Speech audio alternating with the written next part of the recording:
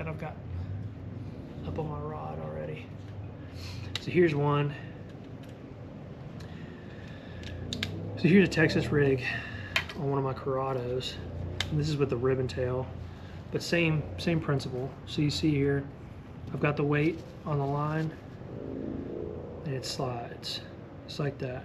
But I've got the hook up there.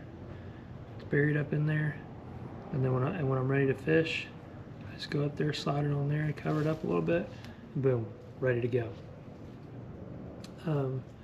So that's the Texas rig.